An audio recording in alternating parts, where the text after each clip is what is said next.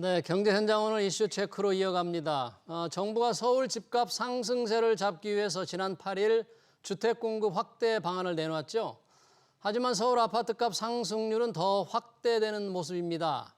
시장에서는 서울 그린벨트 해제안을 담은 이번 대책이 오히려 주택시장 불안감을 더 키울 거란 우려까지 나오는데요. 정부의 88 부동산 대책이 앞으로 주택시장에 어떤 영향을 미치게 될지 고준석 연세대 경영전문대학원 상남경영원 교수 모시고 자세한 얘기 들어보겠습니다. 교수님 어서 오십시오. 네, 안녕하세요. 네, 저희가 이제 은행의 대출금리 관련 부동산 얘기를 좀 했습니다만 지금 88 대책 딱 보름 정도 됐네요, 그죠? 보름 네, 가까이 그렇습니다. 됐는데 네.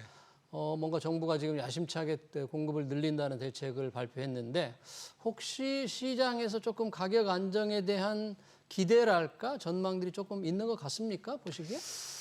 시장의 반응은 크지는 않는 것 같아요. 크지 않다. 네, 그래서 이번 88 주거안정 대책의 골자는 네. 단기 대책하고 중장기 대책으로 좀 나눠 볼 수 있는데 네. 중장기 대책으로는 그린벨트를 좀 풀어서 공급을 좀 확대하겠다. 네. 이거는 진짜 중장기 대책이고요. 그렇죠. 또 실수요자들이 원하는 지역에 정비 사업을 조금 빨리 진행을 해서 여기에도 공급을 좀 빠른 속도로 좀 하겠다. 네. 이것도 중장기 대책이거든요. 재정비, 네. 재건축도요. 그러니까 이제 이러한 중장기 공급 대책은 중장기적으로는 시장 안정에 큰 도움이 됩니다. 그래서 이런 정책들을 빨리빨리 시행을 계획대로 추진하는 게 시장 가격 안정을 위해서는 굉장히 도움이 되는 거죠. 예. 또 하나 이렇게 조금 나눠보면 단기 대책으로는 비아파트에 네. 대해서 이걸 조금 더 활성화해서 이쪽으로 좀 수요를 조금 아파트 수요를 좀 분산하겠다 이건데 이거는 단기 대책으로서는 아주 주요해 보이는 정책 중에 하나입니다. 주요하다. 네, 그런데 지금 이제 뭐 한 2, 3년 전부터 전세 사기 여파로 비아파트 수요자들이 아파트 시장으로 지금 수요가 몰리고 있거든요. 그러니까요. 그래서 이 수요를 되돌리기에는 쉽지 않아 보인다. 쉽지 않는다. 네, 그래서 공급은 부족하고 예. 수요는 계속 몰리고 있고 이러한 영향 등에 의해서 이번 88 대책이 단기적 집값 안정에는 조금 효과가 조금 미미하다 이렇게 조금 판단할 수 있을 것 같습니다. 네, 그러네요. 부동산 대책이라는 게 늘 이 효과를 내려면 참 오래 걸리기 때문에 이 대책을 만드는 정부로서도 좀 답답한 측면이 있었을 텐데 네. 단기 대책으로는 아까 말씀하신 대로 빌라 같은 비아파트 대책을 조금 비아파트를 많이 공급하고 또 많이 들어가 살 수 있도록 하겠다는 거잖아요. 네. 그래서 뭐 LH가 뭐 서울에 새로 짓는 빌라 다 무제한 사주겠다. 네, 네. 뭐 굉장히 파격적으로 보이는데 파격적이죠. 좀 많이 짓지 않겠어요? 많이 짓는 건 좋은데 LH가 이제 그거를 뭐 일단 시공자가 신축을 해서 네. 이게 분양이 안 되면은 LH에서 전량 매수해서 네. 임대나 또 분양 전환을 하겠다는 분양 거잖아요. 전환도 해주겠다는 네. 거죠. 근데 이 수요자가 지금 아파트로 몰리고 있다라는 거예요. 네. 그래서 이 발길을 되돌리기가 쉽지 않은 상황이다. 결국은 빌라나 비아파트에 사는 사람들이 평생 여기서 살려고 하는 게 아니라 사실은 아파트로 가기 위한 징검다리 역할, 사다리 역할을 지금까지 해줬거든요. 근데 이 사다리가 전세 사기 이러한 시장 사회적 이런 것 때문에 것으로 인해서 이게 약간 이제 단절되는 그런 지금 현상이 나타나고 있다 이렇게 봐야 될 것 같아요.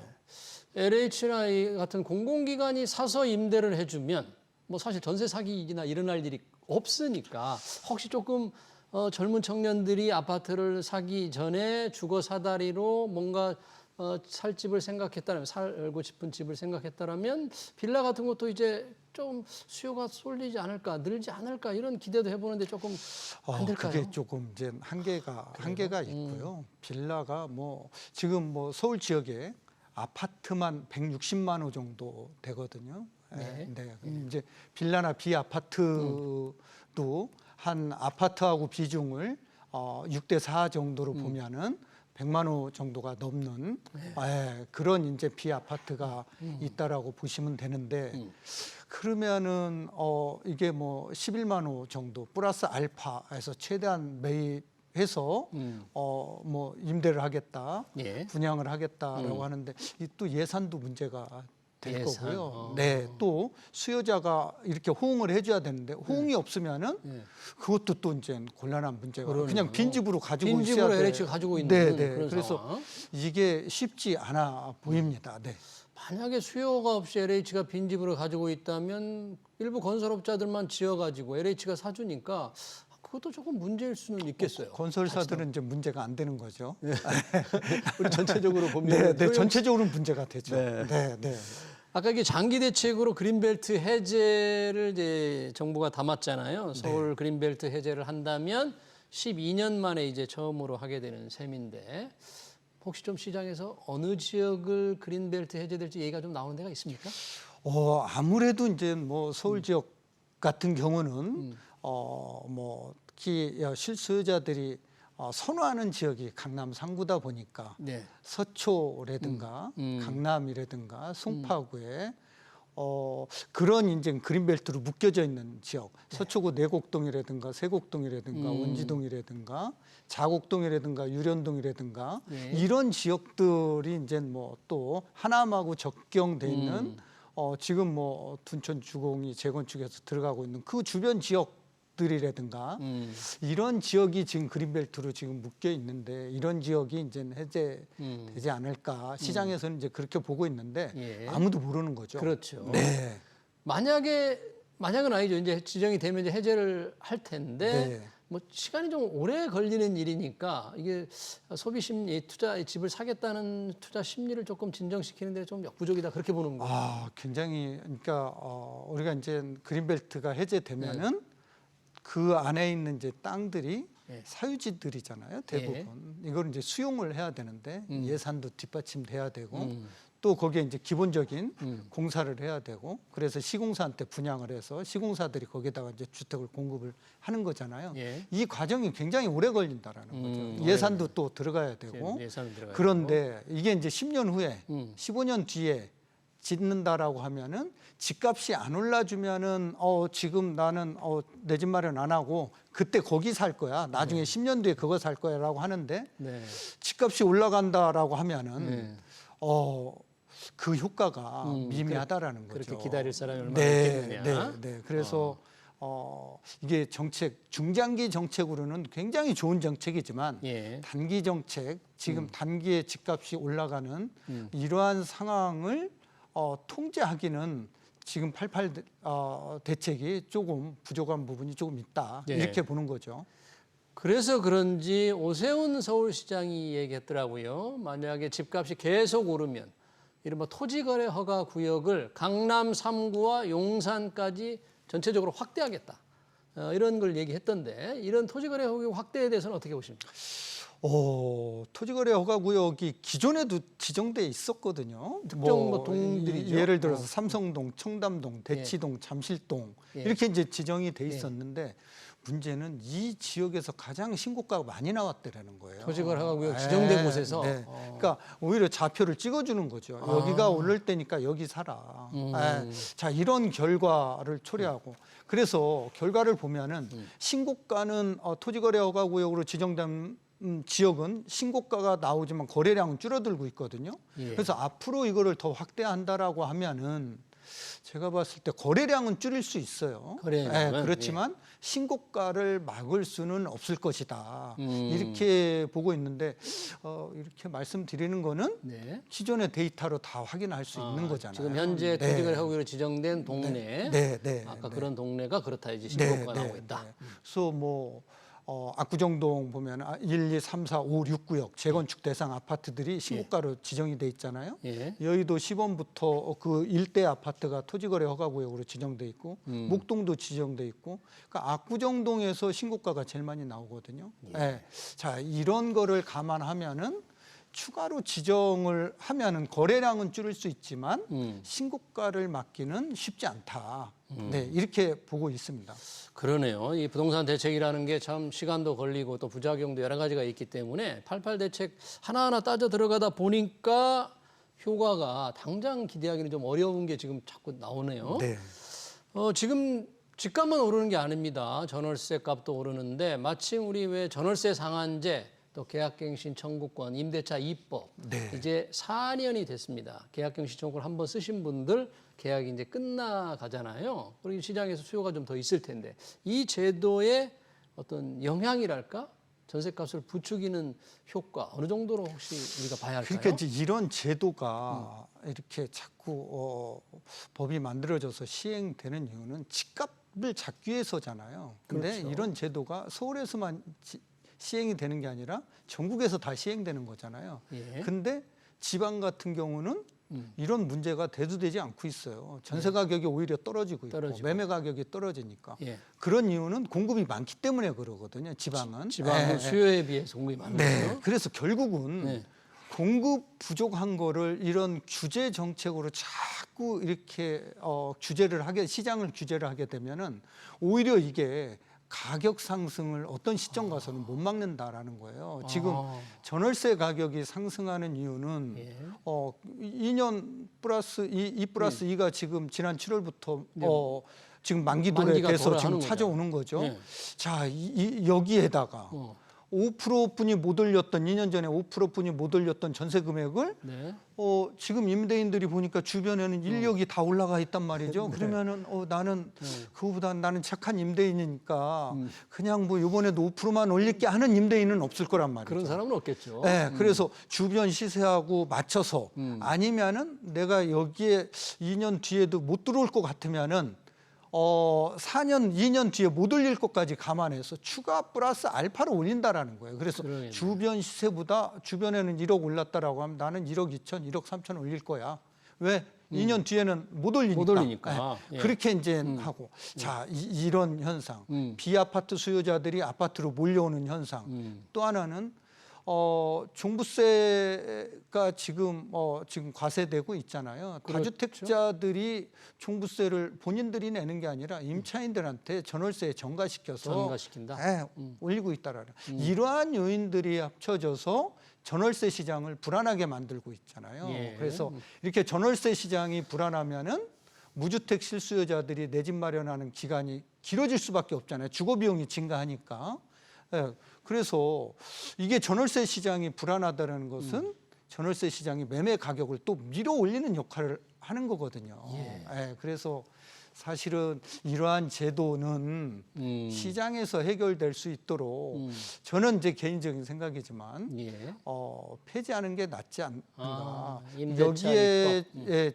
치중하는 것보다는 오히려 공급에 더 치중을 해서 공급으로 가격을 잡을 수 있는 이런 정책을 더 추진하는 게 맞지 않느냐 이렇게 그러네요. 예상해 봅니다. 그러니까 우리 고준석 교수님 보시기에는 계약갱신 청구권과 전월세 상한제 이런 규제가 상당히 부작용을 낳고 있기 때문에 폐지하는 게 좋겠다. 네. 사실 전월세 시장은 실수요지 않습니까? 실수요 시장이죠. 근데 이렇게 계속 오르는데 전월세 시장을 안정시킬 수 있는 이 대책, 이 임대차 입법을 폐지하는 것 외에 이건 대책이 있을 수가 있어요? 있죠. 뭐예요? 있는데 자 이런 거죠. 지금 이 임대사업자들한테 네. 또 법인 임대사업자한테 아파트를 사서 네. 임대를 하면은 10년 동안 임대를 하면 비과세 혜택을 주겠다. 이거를 다 그런 혜택을 정부에서 다시 다 회수해 간 거잖아요. 그렇죠. 기존에 있었는데. 기존에 있었던. 그러면은 이런 이제 임대사업자들이 시장에서 충분한 순기능 역할을 해 왔었는데 그럼 10년 동안 전월세 시장이 안정적으로 갈 거잖아요. 예. 그러니까 이러한 혜택을 종부세라든가 양도세, 비과세 혜택을 폐지를 해버리고 특히 법인한테는 취득할 때 12%의 취득세까지도 높여 놓다 보니까 지금 개인이나 법인 사업자가 시장에서 순기능하는 역할을 잃어버렸다라는 거죠. 그런 역할을 못 하고 있다라는 거죠. 그래서 이러한 혜택을 임대사업자한테 다시 줄 필요가 있다라는 거죠. 아, 정부에서 임대사업자 못하는 거를 제도를 좀 더 활성화시켜야 된다라는 거죠. 활성화해라. 정부에서 못하는 것들이 분명히 개인이나 또 법인에서 순기능 역할을 할 수 있는 부분들이 있거든요. 네. 예. 그래서 이제 그렇게 임대사업자들이 시장에서 순기능 역할을 해주면은 전월세 시장은 안정적으로 끌고 갈 수 있다. 예. 이게 아니면은 공급을 많이 해야 된다.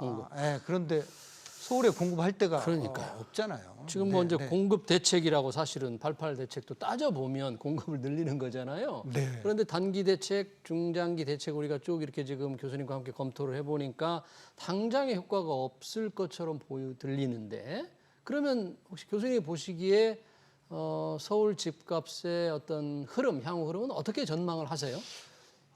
향후 흐름은 그러니까 이제 저는 이제 시장을 94년도부터 이렇게 은행에 있으면서 시장을 이렇게 쭉 보면서 IMF도 경험을 하고 예. 또 금융위기도 경험을 하면서 시장에 이렇게 등락을 이렇게 봐오고 있거든요. 뭐 잘 아시겠지만 S&P 500 지수도 200년 지수를 이렇게 쭉 보면은 뭐 등락은 있지만 200년을 놓고 보니까 우상향 돼 있잖아요. 또 뭐 10년 단위로 끊어 보면은 분명히 이제 우상향 돼 있는 거거든요. 그러니까 이게 이제 실물 자산인 부동산도 결국에는 경제 성장률 범위 내에서 물가가 오르고 그 물가 성장률 범위 내에서 연착륙하면서 가는 게 지금까지 그래 해 왔고 그래 가는 게 앞으로도 그렇게 전망을 한다. 네, 그렇게 예상을 하는 거죠. 경제 성장률 정도. 네, 그래서 집값이 떨어진다는 거는 정말 공급이 뭐 정말 많아야 되고요. 네, 거기에 비해서 이제 수요는 뭐 더 이상 발생하지 않는 이런 시장 상황에서는 집값이 떨어지겠지만 지금 현재 우리나라 주택 수는 지난 대선에서도 여야 후보가 얘기했지만 310만 호, 270만 호 이 공급 대책을 발표를 했잖아요. 그렇죠. 근데 이게 270만 호만 하더라도 10만 호면은 분당 기준으로 분당이 10만 가구 정도 되거든요. 590만 평에 여의도에 한 5배 정도 되는데요. 이거 27개 만들어야 돼요. 계획대로만 된다면. 그거 어디다 만드냐는 얘기예요. 그래서 이렇게 공급이 부족한 상황을 감안하면은 올라간다. 또 하나는 지금 우리 소득이 늘고 있어요. 그렇죠. 지금 지난해 우리나라 GNI가 지금 36,000불이잖아요. IMF 때 8,100불이었거든요. 그러면은 지금 얼마나 올랐습니까? 두 번째는 M2 통화량이거든요. 통화량이 IMF 때 640조였는데 M2 기준으로 지난해 3,900조 원. 지금 지난 5월 달에 4,008조 원을 넘어서고 있어요. 올해만 벌써 100조 원이 증가를 했어요. M2가. 그러면은 시장에 돈이 이제 물론 대출이 늘어나기 때문에 이제 통화량도 늘어나는 건데 자, 이렇게 소득이 증가하고 통화량이 늘어나는 이런 전제. 우리 경제가 지금 올해도 지금 2.5% 조금씩이지만 성장하는 상황에서 성장하는데 실물 자산 값이 집값만 떨어질 거냐라는 거죠. 짜장면 값이 떨어질 거냐라는 거죠. 그렇다라고 하면은 조심스럽게 우리 서울 지역, 수도권 지역의 주택 가격은 경제 성장과 더불어서 연착륙하면서 가는 게 바람직하다. 또 그렇게 갈 흐름이 높다. 이렇게 예상하는 거죠. 네, 알겠습니다. 이게 좀 서울에서도 25개 구별로 한번 좀 여쭤보고 싶었습니다만 뭐 시간 관계상 여기서 마쳐야 될 것 같아요. 지금까지 고준석 연세대 경영전문대학원 상남경영원 교수였습니다. 교수님 고맙습니다. 네, 감사합니다.